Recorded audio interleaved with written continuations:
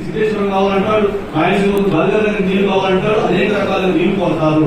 ఆ ప్రాజెక్ట్ ఏదో ఒకసారి వరదొచ్చి కొట్టుకుని వెళ్ళిందనుకోండి, నీళ్ళన్నీ డైరెక్ట్ గా నది పుట్టిన ప్రాంతం నుంచి కృష్ణా తుంగభద్రాలు మనకి పశ్చిమ తెలంగాణ పుట్టిన నుంచి మధ్యలో ఎక్కడెక్కడ ప్రాజెక్టు ఉన్నప్పుడు వచ్చిన ప్రతి చుక్క మాకు తిరిగి వచ్చేయాలి, నాగార్జునకి వచ్చేయాలి, ప్రకాశం వ్యాలీకి వచ్చేయాలి, లేదంటే సముద్రంలోకి వెళ్ళిపోవాలి. మధ్యలో ఎవరు వాడుకోకూడదనేటువంటి స్పష్టత గుంటూరు ఆ కృష్ణా ఆ జిల్లా ప్రజలకు ఉంది. మీరంతా ఇంతగా ఆలోచిస్తారంటే తప్పకుండా ఆలోచిస్తారు. 1940లో ప్రారంభించినటువంటి తుంగభద్ర గేట్ ఇనుము సామర్థ్యం 20 ఏళ్ళ కంటే ఇనుము ఉండదు. 70 ఏళ్ల కింద నిల్వలో ఉన్నటువంటి గేట్లు అమలిస్తే ఇప్పటికి 70 ఏళ్ళు అయింది. ఈ రోజు వరకు మనకి గేట్లు మార్చేటువంటి ప్రాసెస్ చేయలేదు. మనం గేట్ వెళ్ళిపోతే ఒక గేట్ అమర్చారు, ఈ నెల పంట పడింది. ఈ సంవత్సరమే మిగతా గేట్లను మార్చచ్చు కదా, ఈ రోజు వరకు మార్చలేదు. ఇంకొక నెల వర్షాలు చేస్తే మళ్ళీ ప్రాజెక్ట్ ఎండిపోతుంది, మళ్ళీ గేట్లు ఉంటాయి తెలియదు. అట్లే మీరు శ్రీశైలం ప్రాజెక్టే కాదు, లేదు పక్కన మధ్యలో మనం గుండ్రేవులో ప్రాజెక్ట్ అడుగుతున్నాం, లేదు శ్రీశైలం తుంగభద్ర ప్రాజెక్టు నుంచి సమాంతర కాలం అని చెప్పి వరద వచ్చినప్పుడు నీరు అనంతపురం జిల్లా వైపు తీసుకోవడానికి ఒక సమాంతర కాలం చెప్పి ఒక వరద కాలం హెచ్ఎల్సీ కెనాల్ అడుగుతున్నాం కదా 70 ఏళ్ళుగా, అది చెయ్యరు. పోనీ అన్నమయ్య ప్రాజెక్ట్ మీరు చూస్తుంటారు, ఒకసారి వరదలు రాజపేటకు కూడా ఆ ప్రాజెక్టు సంబంధించి కూడా పట్టించుకోరు. రాయలసీమ ప్రజలకు సంబంధించిన ఏ ప్రాజెక్టులు ఇప్పుడు మీరు చెప్పినటువంటి హంద్రీనేవా కానివ్వండి, గల్గర్ కానివ్వండి, తెలుగుగంగ కానివ్వండి, ఇవన్నీ 1953లో శంకుస్థాపన చేశారు. ఇప్పటికి 50 ఏళ్ళు అయింది. 50 ఏళ్ల నుంచి దాని గుణాలు తీస్తూనే ఉన్నారు, గొడవలుగా ఉన్నారు, ప్రాజెక్టు కోరుతున్నారు. ఇంతవరకు వాటి ద్వారా మనకి నీళ్లు వచ్చి పాలించినటువంటి సందర్భం లేదు. రాయలసీమ లాంటి వెనుకబడిన ప్రాంతాల్లో అభివృద్ధి జరగాలంటే ఇన్ని అడ్డంకులు వస్తాయి. అదే మీరు కోస్తా ప్రాంతంలో ఏదైనా సమస్య వస్తే మీరు రాజధాని చూడండి, అమరావతి 1,00,000 కోట్లు పెట్టుబడి పెడుతున్నా అంటున్నారు. అంటే ఈ ప్రాంతం మిగతా రాజధానిలో భూములు ఉన్నవాళ్ళు, రాజధానిలో ఇల్లు ఉన్నవాళ్ళు, రాజధాని అంటే ఒక రకమైనటువంటి భూతాస్వర్గంగా చూపించి మిగతా ప్రజలంతా హీనమైన ప్రజలు రాజధాని నమ్మాలి గొప్పవాలనేటువంటి వాతావరణాన్ని క్రియేట్ చేసి ఇక్కడ కూడా పెట్టుకోవాలండి. రాయలసీమ లాంటి చోట్ల 3 చోట్ల ఉన్న పెట్టుకోవాలన్నింటినీ కూడా పెట్టుబడులు పెట్టి ఒక 100 ఏళ్ళ 200 ఏళ్ళకు గొప్ప నగరంగా తీర్చిదిద్దితే మిగతా ప్రజలు ఏం కావాలి? ఈ రోజు మనం తినాల్సినటువంటి మనకు రావాల్సినటువంటి ప్రాజెక్టు కాకుండా, మనం రోడ్లు వేయకుండా, మనకు నీళ్ళు ఇవ్వకుండా, మన అభివృద్ధి కోరుకోకుండా నేను డబ్బు అంతా అక్కడే పెడతామో అక్కడ లాభ వస్తే మీకు ఇస్తాను అంటే అది ఎప్పుడు జరుగుతుంది? గత 200 ఏళ్ళుగా మనం చరిత్ర చూసుకుంటే ఇన్నిసార్లు ఎక్కడ ఎన్ని రకాలుగా నష్టపోయామో, ఇన్ని రకాలుగా అవమానాలు ఎదుర్కొన్నామో.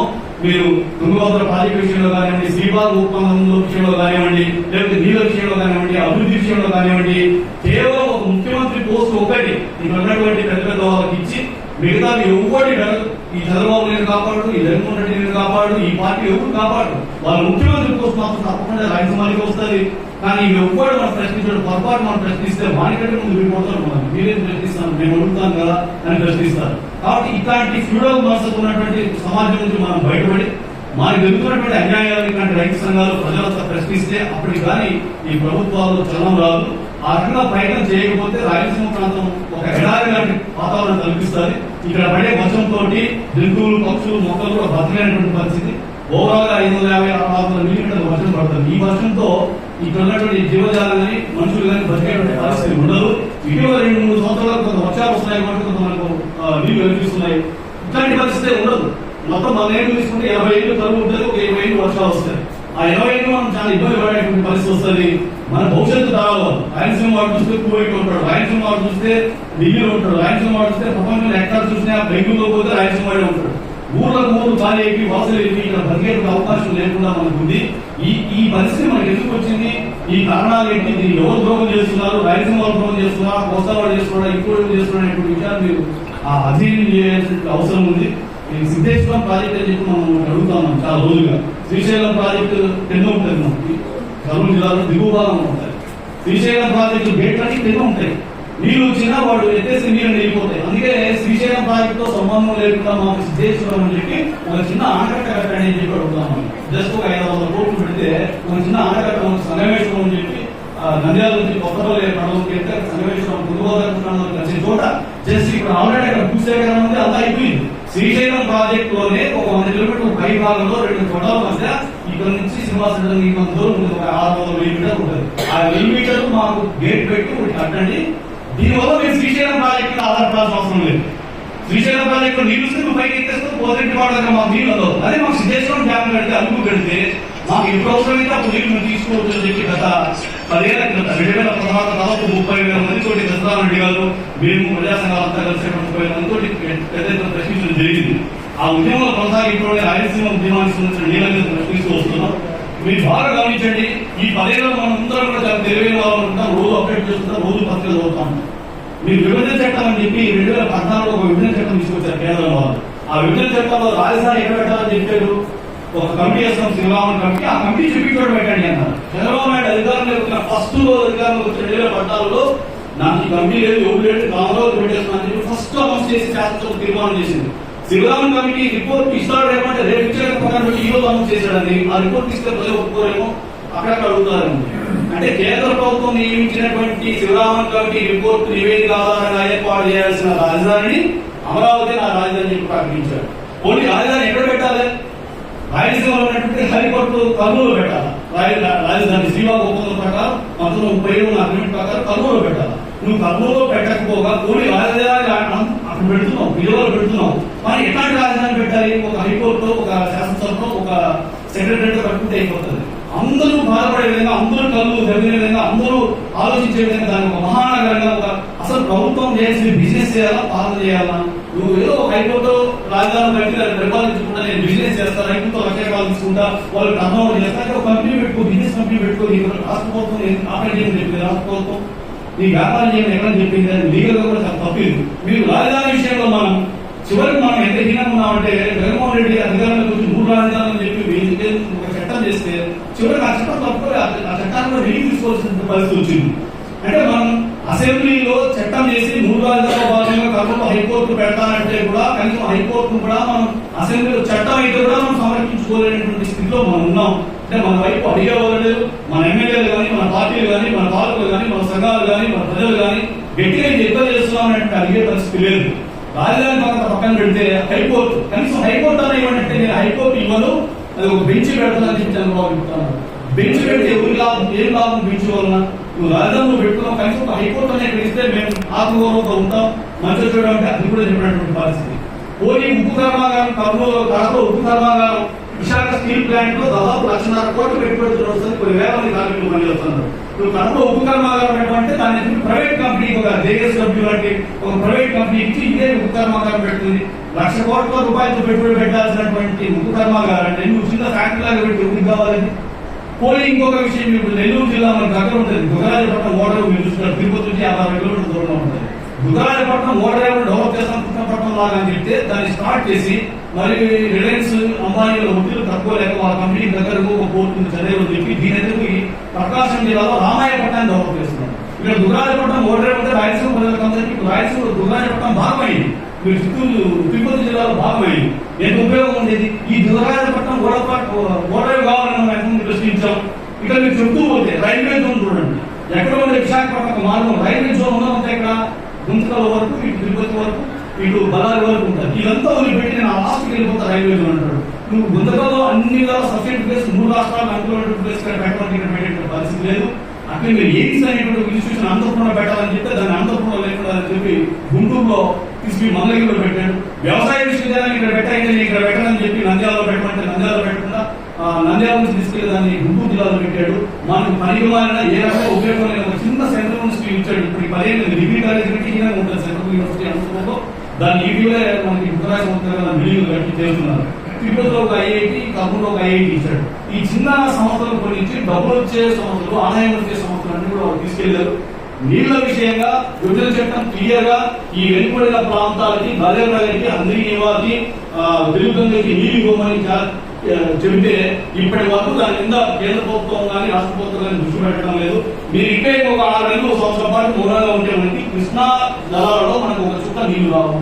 ఎందుకంటే ఒక 6 నెలలు తీర్పిస్తున్నాడు బ్రజేష్ కుమార్ అనేటువంటి కమిటీ నడుస్తా ఉంది. వాళ్ళు తీర్పిచ్చి రాయలసీమకి ఇస్తున్నటువంటి 120 టీమ్స్ తప్ప మేము ఇవ్వము అన్నారు అనుకోండి, మనమంతా ఎడారి మనుషులుగా మారిపోతాం.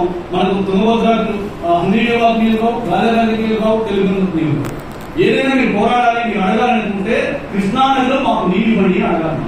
ఇప్పుడు చంద్రబాబు 2014 నుంచి 2020 వరకు అధికారంలో మాట్లాడేవాడు పట్టిసీమ అనేవాడు. మీరు వింటారు, పట్టిసీమ నీళ్ళు వచ్చేస్తుంటే పట్టిసీమకు రాయలసీమ పేపర్ స్టేట్మెంట్ ఇచ్చేది గమనించుకుంటారు. పట్టిసీమ నీళ్ళు మనకు వచ్చినాయా, గోదావరి నుంచి వచ్చాయా, ఇప్పుడేమంటున్నాడు? ఇప్పుడు అధికారులు 1 సంవత్సరం ఏం మాట్లాడుతున్నారంటే గోదావరి టు బనకచెర్ల రెగ్యులేటర్ అంటున్నాడు. ఇప్పుడు పట్టిసీమ ఏమైంది? పట్టిసీమ మర్చిపోయాడు, కొత్త తెచ్చుకున్నాడు. ఏమంటున్నాడు? ఇప్పుడు బనకచెర్ల రెగ్యులేటర్ నీళ్ళు ఇస్తానంటున్నాడు. నువ్వు ఎక్కడో గోదావరి నుంచి దాదాపు 2000 కిలోమీటర్లు నీళ్లు దాటించుకుని 1000 కిలోమీటర్లు దాటించుకుని నువ్వు పంపింగ్ చేసుకుంటూ గుంటూరు జిల్లా నుంచి 40 అడుగులు దాటించి నంద్యాల దగ్గర తీసుకొస్తా అంటున్నాడు. నా పక్కన ఉండే సిద్ధేశ్వరం కట్టి నా నీళ్ళు నాకు ఇవ్వమంటే ఇవ్వడానికి నీకు మనసు ఒప్పడం లేదు. నువ్వు గోదావరి ఎట్లా తీసుకొస్తావు? నువ్వు గోదావరిని తీసుకొస్తే పక్క రాష్ట్రాలు ఒప్పుకుంటాయా? ఇదంతా టైం పాస్ చేసేటువంటి పని. ఆ నీళ్ళు వస్తాయి, ఎక్కడికి వస్తాయి? గుంటూరు జిల్లాకు వచ్చి ఆగిపోతాయి. ఈ 5 ఏళ్ళలో గుంటూరు జిల్లాలో తీసుకొస్తాడు, డబ్బులు లేవు, పైకి రావడానికి వీలు లేదని ఆపేస్తాడు. దానివల్ల రాయలసీమ ప్రజలంతా 7 ఏళ్ళు వెయిట్ చేస్తూ ఉంటాము, వస్తాను చెప్పి గాలో చూపెట్టుకోమంటారు. మీరు ఉదాహరణకు చిన్న ఎగ్జాంపుల్ కూడా, గండికోట నీళ్లు మన చిత్రావతి డ్యామ్ లోకి వస్తాయి. చిత్రావతి డ్యామ్ లో నుంచి మధ్యనేరు ద్వారా పక్కన మరవేల ప్రాంతాలకు లీక్ చేస్తే అంతర్గీయవాకి నీళ్లు లీక్ చేయాలని చెప్పి మొట్టమొదటి మేము చిత్రావతి నుంచి మా అంతర్గీయ నీళ్లు కదిలి ఇటువైపు రావాలంటే దాదాపు 7 చోట్ల ఇంట్లో కొట్టాలి. 7 చోట్ల ఇంట్లో అన్ని కదిలి వరకు రావు, వచ్చినా ఇక్కడి నుంచి చిత్తూరు పోవు. ఇవి రావాలంటే ఏం చేయాలి? గండికోట నుంచి దగ్గర మాకి, గండికోట నుంచి చిత్రావతికి ఆల్రెడీ మీరు పంపిణీ చేసి 2 ఇస్తున్నారు కాబట్టి చిత్రావతిలో నుంచి మరవేలకు లీక్ చేయండి. ఇక్కడ నుంచి అంతర్గీయ అంతా ఎక్కడి నుంచి వస్తాయి? గండికోట నుంచి వస్తాయి. చాలా తక్కువ, 1 నిమిషంలోనే పని అవుతుందని చెప్తే గతంలో చంద్రబాబు ప్రభుత్వం 500 కోట్లు కేటాయించి చిత్రావతి ఎండ్ పాయింట్ నుంచి మధ్యవేలు మీద రివర్స్ లో తీసుకు అంతర్గీయ కలిపి ప్రయత్నం చేసి 100 కోట్లు ఖర్చు పెట్టింది. జగన్మోహన్ రెడ్డి వచ్చిన మరుసటి సంవత్సరమే ఇది నాకు అసలు ఈ పని ఉందన్నాడు. ఈ లింక్ చేసే పని ఇదేం చేశాడు?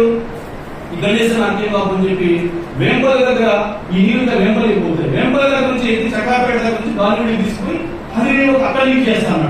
దానికి 3000 కోట్లు కేటాయించి ఇప్పుడు 15,000 కోట్లు ఖర్చు పెట్టారు. ఇప్పుడు ఇది వచ్చినట్టు నాకు ఇష్టం లేదు, ఆపేస్తున్నా అంటున్నాను. మీరు గమనించండి. దీనివల్ల వీడు డబ్బులు దిగిపోతారు, వాడు డబ్బులు దిగిపోతారు. ఆ నీళ్ళు మాత్రం ఇక్కడ కావు, ఆ ప్రాంతంలో అంతర్గీయ నీళ్ళు రావు. అంటే ప్రభుత్వాలు ఎంత చిల్లరగా, ఎంత హీనంగా వాళ్ళు చేసిన పని వీడొప్పుడు, వీడు చేసిన పని వీడొప్పుడు, కోస్తా వాళ్ళు కావాల్సిన పని ఇద్దరు కలిసి చేస్తారు, బంగుపై చేస్తారు, పడిపడి చేస్తారు. కాబట్టి ఈ రేవంత్ కేసు మనం అర్థం చేసుకోకపోతే వచ్చే రోజులలో మీరు పక్క రాష్ట్రాల్లోనే, పక్క దేశాల్లోనే వెనుకబడిన ప్రాంతాల ప్రజలు ఎంత పోరాటాలు చేస్తున్నారు, ఎంత పెద్ద ప్రయత్నం చేస్తున్నారు. ముఖ్యంగా మనం నిజంగా తెలివైన అయితే మన ప్రాంతంలో ఉండే భూమి అంతా మన దగ్గర లేదు. మీరు జగన్మోహన్ రెడ్డి గవర్నమెంట్ వచ్చిన తర్వాత భూములన్నీ అంత ముందే విండ్ మిల్లులకు, సౌర మిల్లులకి, సౌర విద్యుత్, అదేవిధంగా గాలి వాళ్ళకి ఇంకా 2-3 దాకా మొత్తం భూమి అంతా ఎక్కడే కానీ పరపో భూమి ఆ గ్రామాల్లో కనపడదు. ఆ ఇళ్ల కోసం, దేనికోదాని కోసం ట్రాక్టర్లు పెట్టి వెళ్ళిపోతుంది. 1,00,000 ఎకరాలు వెళ్ళిపోయింది. మీరు కావాల్సిన డేటా తీయండి, ఎక్కడెక్కడ ఎన్ని ఎకరాలు వెళ్ళిపోయిందని చెప్పి. ఒక ఎంపీకుంట మండలం, గాజులపేట, తనకలు మండలాల మధ్యలో 10,000 ఎకరాలు వెళ్ళిపోయింది. అద్భుతంగా భూమి పండి మధ్యలో అందరూ కాలువ పోతుంది. కాలువ పోయి 10,000 ఎకరాలు నీళ్ళు ఇచ్చే భూమి, ఈరోజు ఆ భూమి వాళ్ళు ఆ భూమి అంతా ఇప్పుడు సోలార్ ప్రాజెక్ట్ పెట్టారు. ఎవరికి లాభం? సోలార్ ప్రాజెక్ట్ మొత్తం 10 ఎకరాలు కలిపి ఒకే ఉంటాడు ఆపరేటర్. ఒకరికి 10,000 ఇచ్చి 10 ఎకరాల సోలార్ పనులు చేయించుకొని ఇది ఎవరికి లాభం? ప్రభుత్వంతో డబ్బులు తీసుకుంటావు, కమిషన్ తీసుకుంటావు, సబ్సిడీ తీసుకుంటావు. ఇదంతా రాయలసీమ ప్రాంతంలో భూమిని కొట్టేసేటువంటి ప్రయత్నం జరుగుతుంది. రాయలసీమ ప్రాంతంలో మన దగ్గర మన అప్పుల కోసం మన భూమి మన చేతిలో ఒక 20 ఏళ్ల తర్వాత ఈ గవర్నమెంట్ స్టార్ట్ చేసింది. ఎవరో మొదలుపెట్టింది. నీ భూమి నీ దగ్గర ఉండదు, అప్పుడు నీ దగ్గర ఎక్కడ ఉండదు. నువ్వే అక్కడ కూలి మనిషిగా పనిచేస్తున్న 10,000 పనిచేసుకున్నటువంటి పరిస్థితి వస్తుంది. ఇవన్నీ సమగ్రంగా ఒకసారి మనం రాయలసీమకు ఏం జరుగుతుంది, వచ్చే 100 ఏళ్లలో రాయలసీమ ప్రాంతం ఎట్లా ఉంటుంది, ఇక్కడ ప్రజలు ఎట్లాంటి పరిస్థితి వస్తుంది, భవిష్యత్తులో ఎట్లాంటి స్థితి వస్తాం, ఇవన్నీ మనం ఆలోచించకపోతే మనం ఈ రాష్ట్రంలో 2వ జాతి పౌరులుగా నిలబడిపోతాం, మనం కూలీగా నిలబడిపోతాం.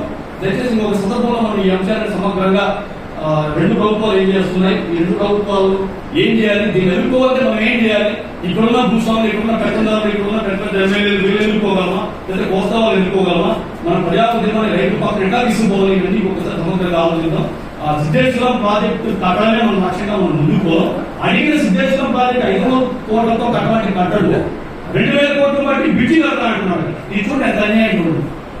హైదరాబాద్ నుంచి చెన్నైకి దగ్గర అవుతుంది. హైదరాబాద్ నుంచి కర్నూలుకి వచ్చి నంద్యాలకు ఏంటంటే హైదరాబాద్ నుంచి డైరెక్ట్ గా నంద్యాలకు వచ్చేస్తారు. ఆ బ్రిడ్జి అక్కడ ఐకానిక్ బ్రిడ్జి అని చెప్పి తీవ్ర వంతెన కడతా అంటున్నారు. మేము అడగా తీవ్ర వంతెన కడుతున్నా, ఎవరి కోసం కడుతున్నాము తీవ్ర వంతెన? నీ రవాణా కోసం, నీ కోసం కడుతున్నాం, మాకు వచ్చే లాభం లేదు. అడిగిన 500 కోట్లు కట్టాము, అడగ 2,000 కోట్లు శాంక్షన్ చేశారు. ఆ తీవ్ర బ్రిడ్జి చిన్న అడ్డగట్ట అంటే కట్టాడు. రాయలసీమ ప్రజలు చైతన్యం బ్రిడ్జి ఎట్లా కడతారు, మన ఊళ్ళో మన బ్రిడ్జి ఎట్లా కడతారు, మనకు అడిగేవాళ్ళు లేడు. అడిగే శక్తులకు మీరు అండగానే ఉండండి, నీళ్ళ ఉద్యమానికి అండగానే ఉండండి. సిద్ధేశ్వరం డ్యామ్ సాధించేటువంటి లక్ష్యంగా రాయలసీమ ఉద్యమాన్ని, రాయలసీమ ప్రజలు మరింత చైతన్యవంతం చేద్దాం. అందులో శ్రీనివాసరెడ్డి గారు తను నిర్వహణ చేసిన పనికి మరింత అదనంగా బాధ్యత తీసుకుని రాయలసీమ నీళ్ళ పనిచేయాలని కోరుతున్నాం. ధన్యవాదాలు.